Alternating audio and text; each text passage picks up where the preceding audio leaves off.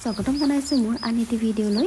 আৰু আজি মই বহুত ধুনীয়া এটা কাম কৰিবলৈ লৈছোঁ। বহুত সৰুতে বহুত বেছি ভাল লাগিছিলে। আৰু এয়া হ'ল আজি ধান মাৰিবলৈ লৈছোঁ। মায়ে ধান মাৰি আছিলে, ভাবিলোঁ ময়ো মাৰ লগতে কেইটামান মুঠি পকাই দিওঁ। আৰু বতৰ বহুত বেছি বেয়া, সেইকাৰণে মাক অকণমান হেল্প কৰি দিলোঁ। আমি বাহিৰৰ বাৰান্দাতে মাৰিছোঁ ধান। আগৰ দিনত এনেকৈ ধান মৰা হৈছিলে। ক'বলৈ গ'লে আগৰ কেতিয়া হ'ল আগৰ দিনৰ ধান মৰা মেচিন। আৰু এতিয়াহে ল'লে ধান মৰা মেচিন কিবা কিবি, নহয় জানো? ডাৱৰীয়া বতৰ ভৰিয়ে ধান মাৰি আছোঁ।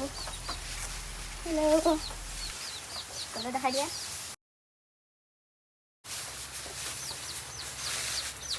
আৰু ধান ইমানখিনি মাৰিলোঁ, ধান দেখাই দিয়া নে?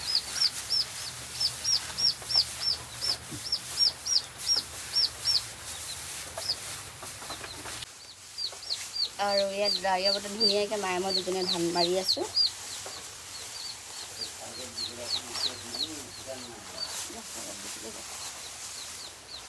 আৰু আজি ইমানখিনি শেষ কৰিব লাগিব। এইখিনি আধা মৰা হৈ আছে, মাৰি আছোঁ আৰু এনেকুৱা অকণকৈ। আৰু লগতে লাগি আছে আমাৰ এইটো ঢেঁকী শালখন। যে ডাৱৰীয়া বতৰ, সেইটো কাৰণে ভিতৰতে ধান মাৰিবলগীয়া হৈছে। ইয়াতে হাঁহ কুকুৰাজনী আজি হেৰি হৈ গ'ল, সেইকাৰণে হাঁহ কুকুৰা পোৱালি এটা ৰাখি থৈ দিয়া হৈছে। মাকজনী আজি মৰি থাকিলে, কেনেকৈ বা মৰিলে। এই দুটি পোৱালি থাকি গ'ল। আৰু এইখন আছে আমাৰ চাঙতি, বাহিৰৰ চাঙতি। বাহিৰত